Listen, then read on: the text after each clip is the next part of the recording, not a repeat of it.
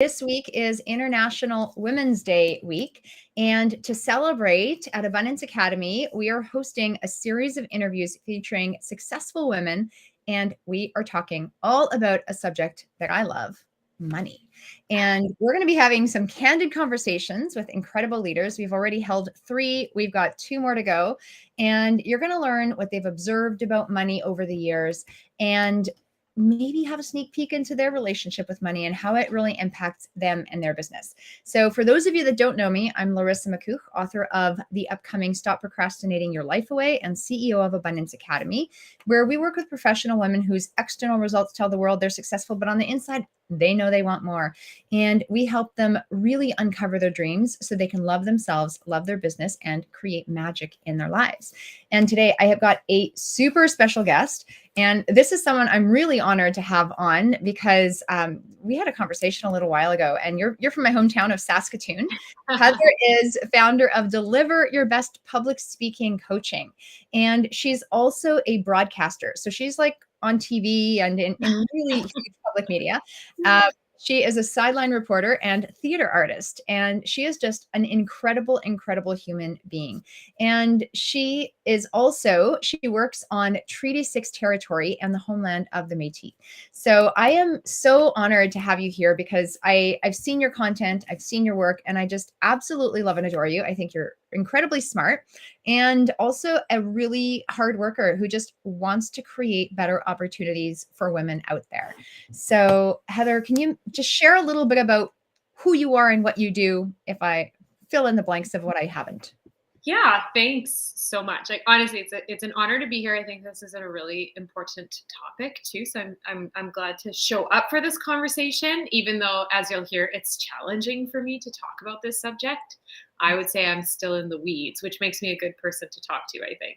So I run Deliver Your Best Public Speaking Coaching. And so I'll just give you a little bit of my background, which is that I have all these jobs that are very front facing. I was doing a lot of public speaking. It was hard for me. And I figured out how to make it not hard for me. And then I started helping other people. And then I truly realized that this is my calling, that I don't necessarily like being the person that's front facing. I love supporting those front facing people and improving their lives and helping people accomplish their goals and get what they want by helping them solve the internal problems that are blocking good external results when it comes to public speaking. And so you've watched this whole thing happen, Larissa, because you were one of my first 100 followers on Instagram or whatever. And so I started this less than 4 months ago. It'll be 4 months next week. I started an Instagram page just talking about what I do. So just sharing my value.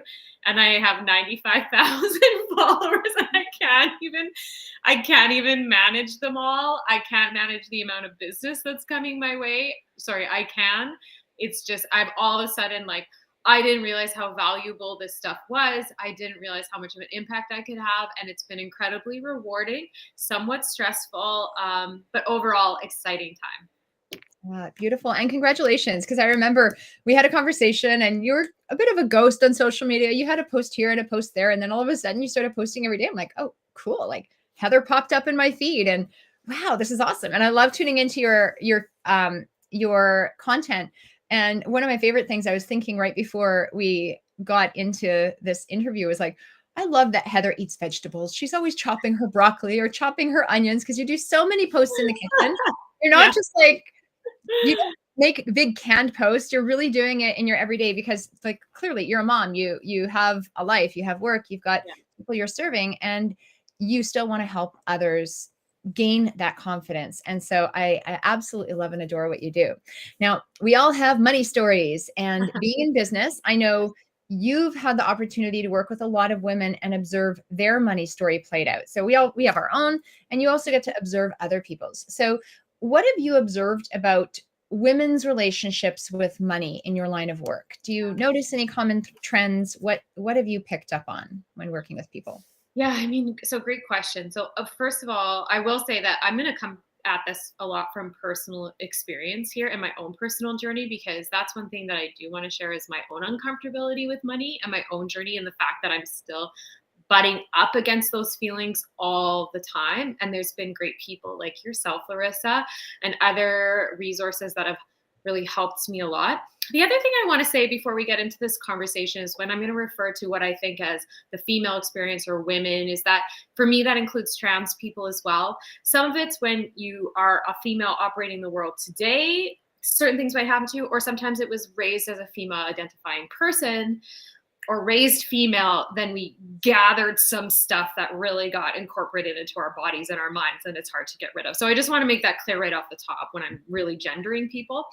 So the biggest thing I think that the answer to this question is I see a lot of people hesitant about their own value and afraid of accepting financial exchange for value.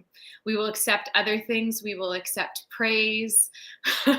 We will accept love.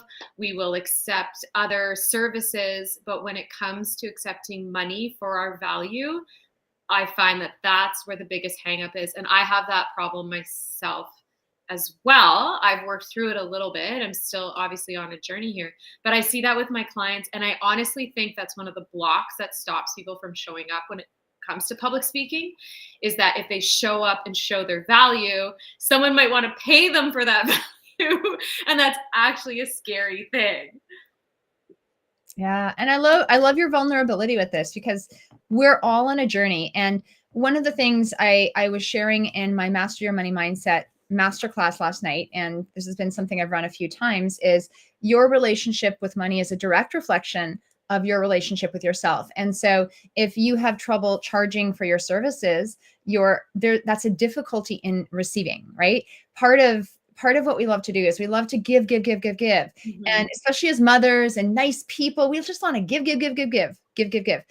And then we are left depleted. And sometimes we are able to receive those compliments or cuddles. Like, I don't know about your son, but mine is still in the cuddle zone. And I'm like, yes, as many as you can give me love, give me cuddles.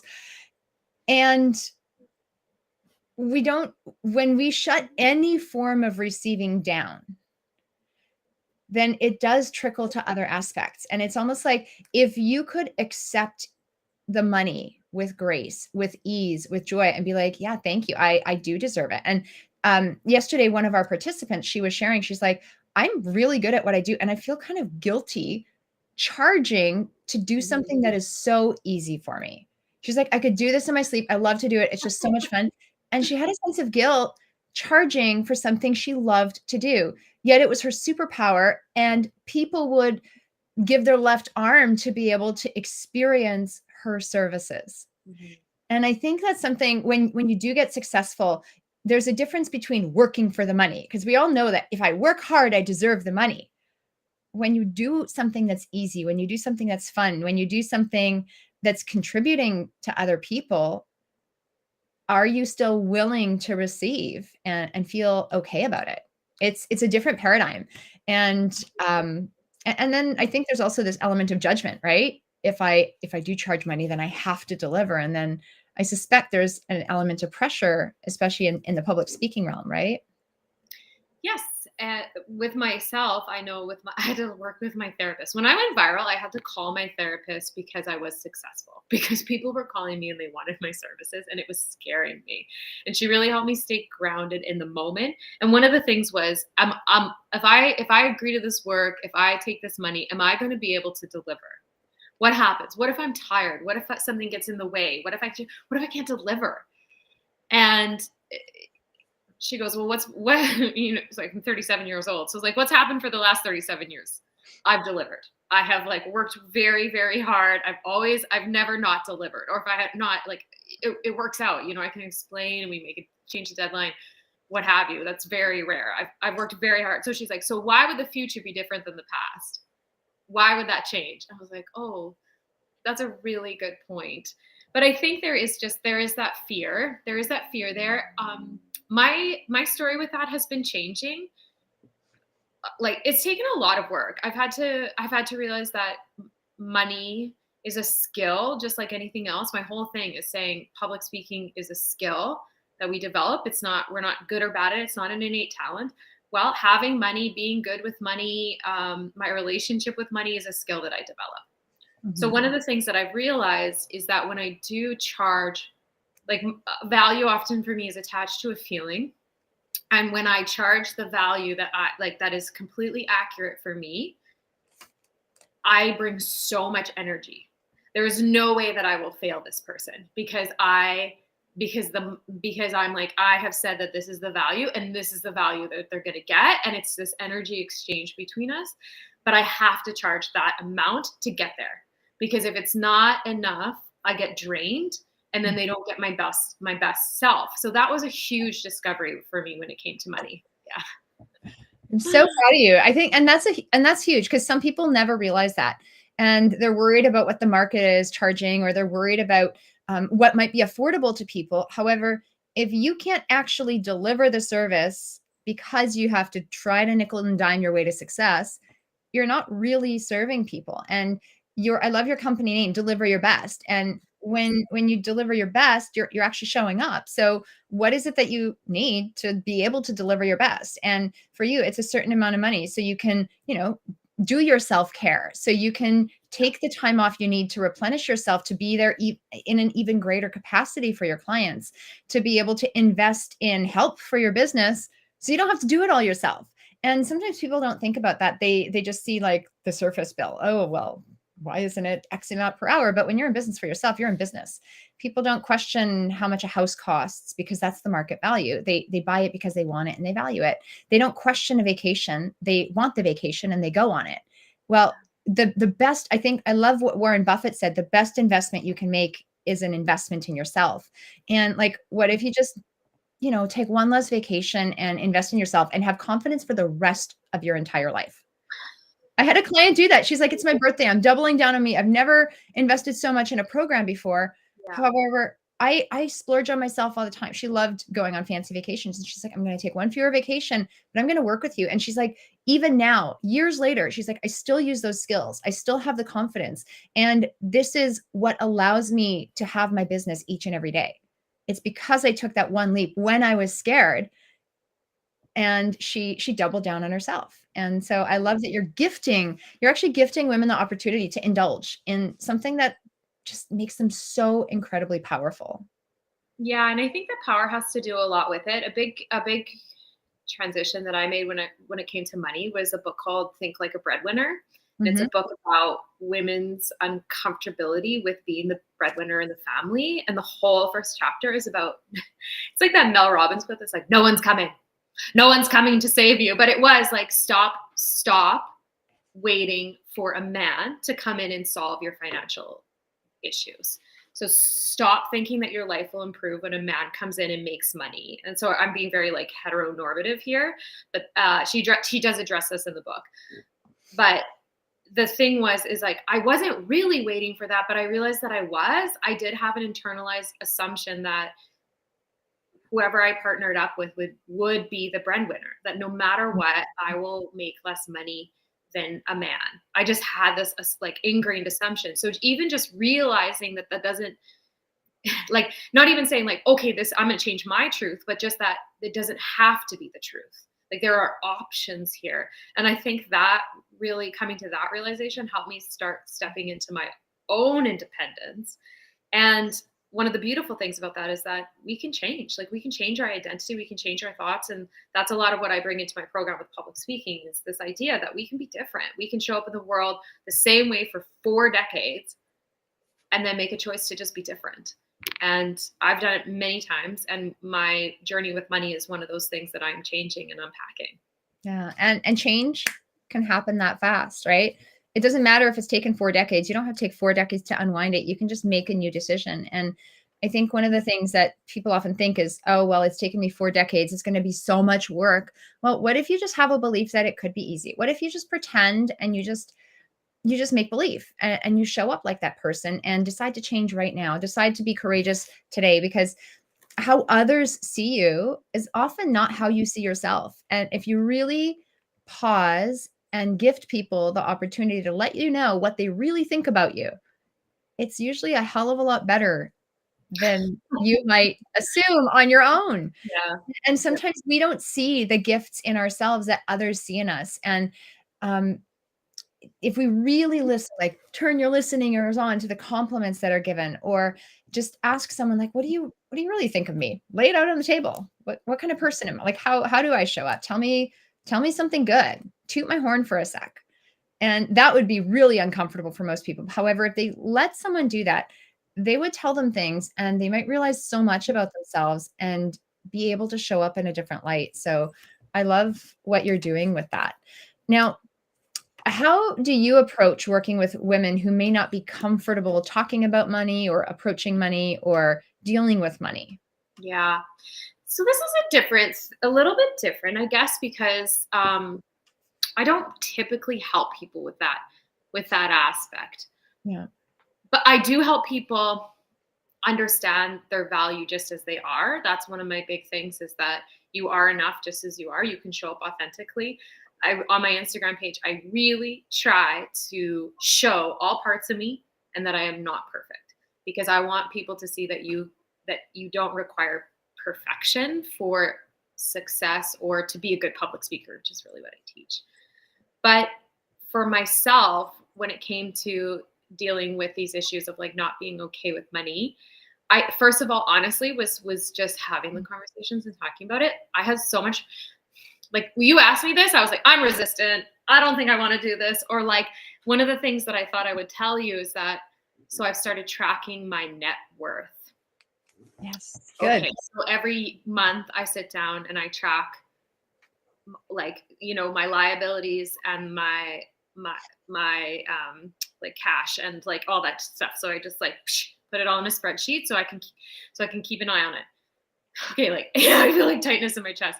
The idea of saying that I have net worth feels wrong to me. One of my biggest blocks probably in my money journey is that I feel a lot of guilt about the fact that there are a lot of people who don't have much. And I came from a background of scarcity for sure when it came to money, but not to the extent that some people live. Mm-hmm. So I feel guilt about having.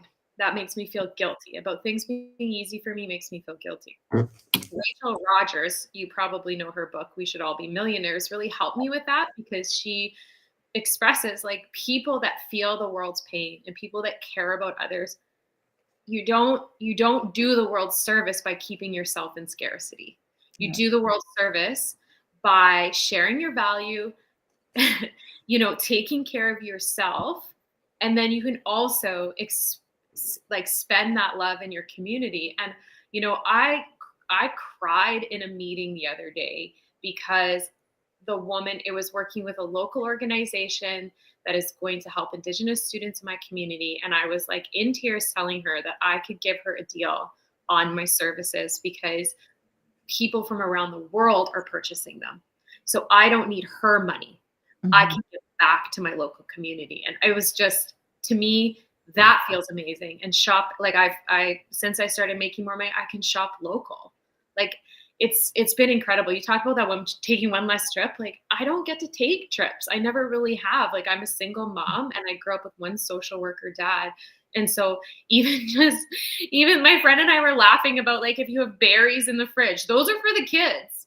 Like, don't eat the berries. Have an apple. Or like paying $2 to park somewhere. I'm like, no, park 6 blocks away and walk. And like, that's really, all those things are so hard to shed. And so for me, I've just realized that it's okay to not feel stressed about money. And it's okay that I have put like in this work where now people want to pay me to spend time with me and help me coach them. So that's not how I help women. That's how I help myself. It's like having these, just noticing these thought patterns and talking myself through them. I don't know if that was clear at all, Arissa. I feel like I have so much garbage when it comes to money. This is so good. And I can guarantee you someone or a lot of people can relate to this. I know when I lived back at home, we did the same thing. And one example that I was thinking about yesterday was we used to always drink water at the restaurants, not because it's healthier, but because it was free. My mom's like, don't, make sure you drink water. It's free. And she'd always add oh, it's free. Oh, it's free.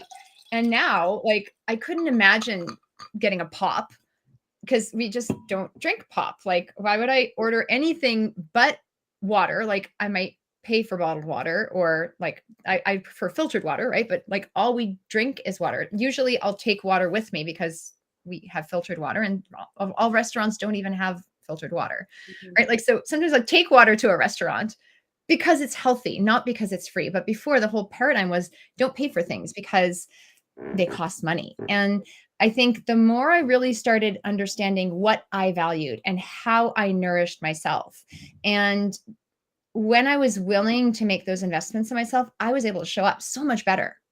I turned into like a way nicer person. I know I used to be like really angry, really grumpy. I'm like, I don't know why anyone would have wanted to spend time with me, because I didn't really particularly like myself. And now I do. And for me to be able to say, I like myself, I'm proud of myself, I feel good about myself, it's because I was willing to say, like, what is important to me and what does help me show up at my best. Just like you're analyzing those thoughts. It's the little things that you start to do for yourself that allow you to show up better and serve people. And when you really hear those success stories, you start to shine. And when it comes to money, there's a mentor that I've started working with, and she used to work in corporate, and she said, if I would be in my corporate job, she left her business 5 years ago. Mhm. And if I'd be in my corporate job, I'd have earned 600,000 euro these last 5 years. And that's nice, but half of it would have gone to taxes. She's like, I've given way more than 600,000 euro away in the past 6 years. She's like, I've earned over $20 million. Oh my I've, God. I've given over 600,000 euro away. And that doesn't include the tax part of it. She's like, I gave away double what I could have earned and taken home in my job because I chose to do a business I love, do something that's easy for me, help people, and not feel bad about asking for the money I want. She's had so many beautiful experiences for herself. And she's like, sometimes she really did point out, sometimes we do feel selfish. However, like, it's okay to feel selfish and do selfish things if it lets you help other people. Like, why? And sometimes it's really a matter of rising above. And one of the big things is, like, sometimes when people earn too money but they can't hold it, they just keep giving it all away. And Mhm. when it comes to the concept of tithing, Mark Victor Hansen wrote a tiny little book on tithing. It's on my bookshelf. It's like teeny weeny. And it, like, the whole idea of tithing is giving 10% to the church, whether it's to the church, whether it's to a charity.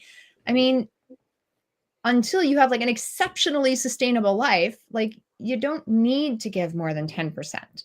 If you can't sustain yourself, if you can't eat, giving more than 10% away is not ecological. However, you should give your time, your money, your energy, because it does help people, and it makes you feel good too.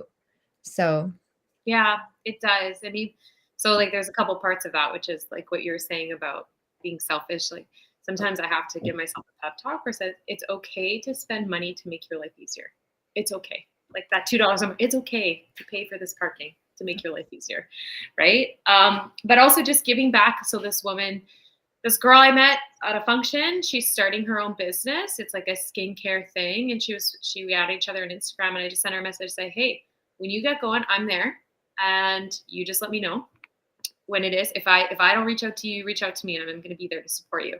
And I love that, this idea of this like female entrepreneur. She's getting going, she's quite young, and I know that I can afford to go for a treatment. Like, this is not something that was new to me, but I get to put it exactly in a place that makes me feel really good. yeah. But one of the things that you said about I have to be really cautious here, because one of the things I learned about myself in the past year, which has led to my rapid growth, was that I do like to keep myself in stress, Yeah. because stress feels normal to me. That feels like a natural state. And so starting last year, I started examining the ways that I created stress in my own life. And so whether that be not giving myself enough time to get somewhere, whether that be inviting people that I know are chaotic into my life, or trying to solve other people's problems. That was a huge one for me. But I would say money and money stress feels normal to me. And so I almost invite that stress into my life by making poor financial decisions. And so I just recently signed up for a course because I have more coming in than honestly I have ever had in my life, because of the success of my business. And I want to do a good job. I just want to show up in the world differently than I ever have. I just want to be safe and have that feeling of safety be my new norm. Congratulations. And I love that. I think it really is about having a healthy relationship with money. And especially if you've had such a big influx, if you look at a lot of the stars, they do thrive on a certain element of stress. However, you want to express that stress in healthy ways, because if it's not expressed, it goes within and then you spontaneously combust in I some way. also think, to me, was realizing that I deserved better. That, Yeah. you know what Mary Oliver says, you do not have to walk on your knees. And I thought for some reason I was put on this earth to like not be happy and suffer a little bit. Like I thought that was like the noble way to live life. And since I have stopped that, I have brought so much more to the lives of people around me.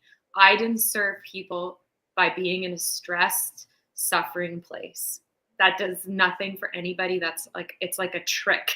It's like a trick the world plays on us, where we think we have to be this way because that's because we are aware that there's problems in the world. So we should also just make ourselves suffer. But I have alleviated suffering from people by being able to donate or just sharing my value on my Instagram. And I couldn't have shown up in that same authentic way had I not done the work on myself to really gain that good relationship with myself and know that I can manage stress in a healthy way. That's beautiful. And so I know you've mentioned guilt, stress. I got all the problems. Are there any other emotions that add to the salad flavor of your money paradigms? Yeah, I mean, fear. Have we talked like fear? The other one is limiting. That's not an emotion, but I was reflecting on this for International Women's Day, is that when I grew up, my idea of what a woman was or is was really limited. And not because there weren't some great women in my life, or I didn't have great parents. I do have great parents. My dad was like an original feminist, like a feminist in the 60s, 70s.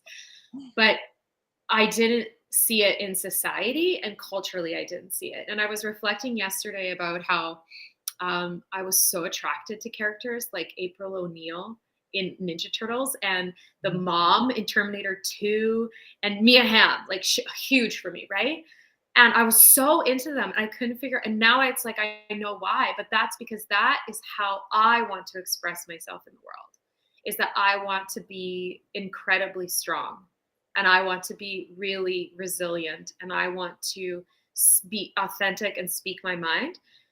So it's like I can finally, and I see that everywhere, and I see it in my women friends and the way they change, and I see it in female leadership, and I see that in the way women are represented in movies and the media. Like I can see it everywhere.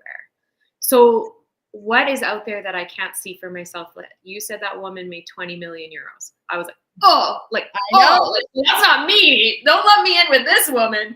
So I will never get there unless I believe that is a person that I can be in this world. And at the moment, I don't see that. And so I've learned something about myself today, that I have a limit. Yeah. And I love when it comes to Carol Dweck's work, you literally add the word yet, right? I don't see that for myself yet. And that means it still opens the possibilities. And sometimes it's literally just hearing that someone can do that and someone has done that, and hearing, I know for me, a lot of my dreams have come from actually hearing other people achieve them. And I'm like, wow, that's really cool. I'd like to do that. I have no idea how. I don't think I could, but the second you at least entertain a possibility, or the second you might get jealous of someone, that means, so Maxwell Maltz talks about it in chapter 2 of his Psycho-Cybernetics, but as soon as you entertain a thought, even if it makes you sick to your stomach, you have the capacity to fill it. You just haven't done what you need to do to get there yet. Yeah. And maybe it'll take a year, maybe it'll take 5 years, maybe it'll take 10 years. However, if it's something that kind of keeps coming up and you at least want to play with, it can happen. And when you start looking at and massaging, right? It's like massaging kale. It's rough and tough at the beginning, but then you massage it and you're like, wow, this is going to be like the best salad ever. And there's a difference in texture. When you massage something, you really can create something beautiful, and you massage these ideas, massage these dreams, and they become yours.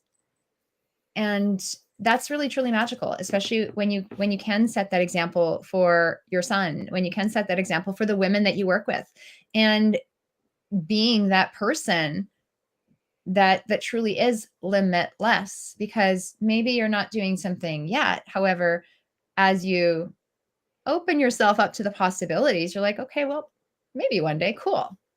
And you can set that aside on a shelf and pull it out here and there and then set it aside. No, I And like it. I cool. like it because I would say that like it was about a year ago that I expanded my mind with that stress thing. And James Clear, Atomic Habit, says Yeah. like our present circumstances are a delayed indicator of our habits. And so when I see my bank account flipping, when I see, even now I've been on like a nutrition thing working towards my marathon for a few weeks now, and I see the scales slowly start to move, that's a delayed indicator, right? So it's like the work I'm doing today will show up a couple years from now. Like just this conversation will probably lead to me being willing to like saying yes to something a couple months from now, which will lead to something else.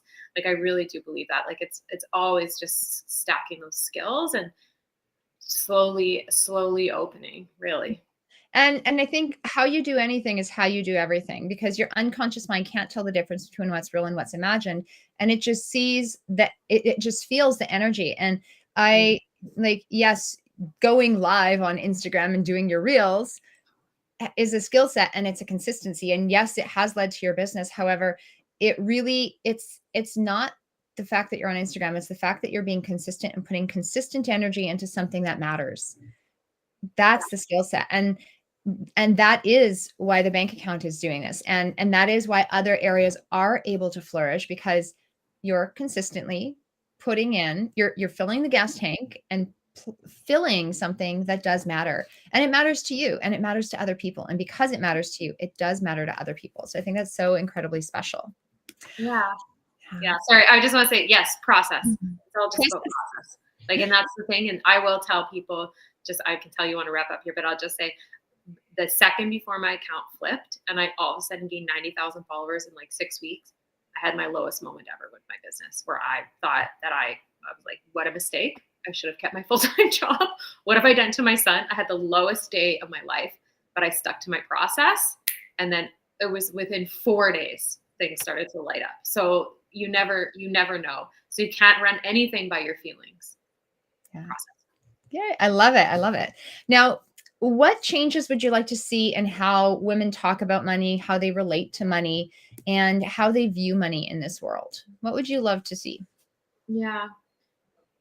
And I think it was from that book, Think Like a Breadwinner, but I'm not sure if that was. But one of the things that she talked about, it was how men talk about money with each other. Mm-hmm. And I still don't feel like we do that, as I don't do that in my social circle. We don't talk about money.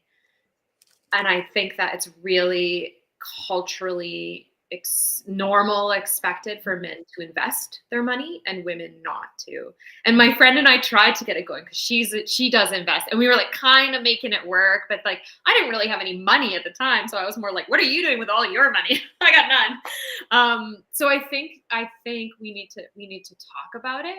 We need to talk about strategies. It's kind of like okay, this is cringe, but like sex and finances are the same thing. We're all expected to be good at it without talking about it or like learning about it. And so I like made myself snot because I was like so embarrassed to say that. But I think that was one of the things, is that like I appreciate learning. And so, because the only person I learned from was my mom, who does come from that real scarcity mindset. So So I have to learn, how are other people managing their money? How are other women managing their money? What are some financial strategies they use? And I think that's why I just signed up for this money coaching thing, because like I'm getting into such a good place, but like having more skills and having more like intelligence around this is only going to serve me. It's only going to serve me. So why shy away, or why never be like, and now I'm done. Now I've got it. But more like being curious about it and realizing that I have really very little experience in managing money, and that I can move up the experience spectrum. And so, and then talking, like, what did you learn about money? What are you doing with money? Like talking about that with women. Yeah. And that's really why we wanted to hold these conversations, is to normalize the conversation about money. I held 13 vision expansion workshops last year where we really looked at our lives and our dream lives, and it was awesome. And it was so beautiful. And I would ask people, what do you love? Like, what area of your life are you really comfortable with? People are like family, um, leisure, like my time off, or those, what was the other one? Their health and well-being. Those are the top three that people would generally like and Mhm. want to spend time in. What do you want to bury your head in the sand in? Where do you not want to be? Finance, finance, finance. There was three people that liked money and talking about it and being around money. Everything else, everyone else, even people that I knew, their situations were actually really good. Like they had money, they were well off. They didn't have that comfort level. They would just rather avoid it. They were like neutral with it. And that was a big wake up call. And so I had clients asking me about money. So we're doing a 2-month intensive in April and May, not about get rich quick schemes or anything. It's like, how can you build a healthy relationship with money? And that's a big thing, like normalizing the conversation, building that healthy relationship with money so that like you said, it's like that relationship. It's like a dance. But when you know how to touch someone, when you know how to speak to someone, when you know that you can try a few different things and then get a certain result potentially Yeah. with predictable certainty, you Yeah. start working with the law. We work with a lot of the laws of the universe. And when you know the rules of the game, you can play it. They don't always work. However, if the circumstances are appropriate, they usually do work out. And so when you start to look at the conditions and start to do the right actions, then they always do work out. The one thing you can't predict is the time frame, because that works based on the law of gestation. And just like you were saying, I did this stuff. My account was down. I'm at a low point, and then 4 days later it came. But your gestation period was 4 days longer than you were hoping. Yes, I Right? got And I it's had like, an emotional deadline, I guess. who has a baby come out who has their first kid come out on time? Very, very, very few women. Those Yeah, that's babies so like to true. cook an extra week or two, Yeah. right? Yeah. And Oh, it's I went to 42.2. Like I was, yes, I hear you. That's a it's really the good same example. thing, right? It's like when you're incubating that dream, sometimes it just takes a little longer. However, Yeah. if you know it in your heart and soul, it's right, you stick with it and you do create magic. Yeah. So, Here's something so that you just brought into my mind that you said is that one thing that I do notice now, because I used to do this, is that I notice when people refuse or like will not accept money. yeah. I notice that. So because that used to be me, I used to be uncomfortable. So I'd say like, "Oh, I'll just do it for free or don't worry about that." And now it's like, "No, you can pay me. You can pay me for my time." Yeah. And just being acceptable. And I just now like I don't think we realize how much that reveals about the way we perceive ourselves when we will not accept money for our services. It actually reveals something about you Mhm. and the way you perceive yourself. Like I've learned that. And so I do notice it when people turn turn actively turn down money, actively turn it down. And I think there's also part of it is like you don't want to be seen as needing it and you don't, but it's actually like it's okay. Like it's okay. Like it's okay to accept money from people. It's okay. Yeah. Yeah. And it's people, I mean, people get paid for their work. Why not let people pay you for what they're asking or what they're willing to give you money for? Yeah, And I'll tell you something though. My son thought you paid to work. Like he thinks that like if you have a cooler job, like you paid them so that you can have that job. Like he thinks we pay. He thinks I pay to work. Like it was this whole thing where I'm like, do you think mommy like when she goes to work at the radio, do you think that she's paying to be there? Like, how do you know how we get this house? Like, I was like, there's so much work here to be done. But it's great that I guess that he sees his work as such a valuable thing that he wants to like pay in order to do it. yeah, well, we'll work on the kids' mindset and the kids' money strategies another day. We'll have Yes. another conversation. Now, is there anything you'd like to leave people with? Any final tips or any final words of wisdom based on this conversation that I'm very proud that you decided to enter into?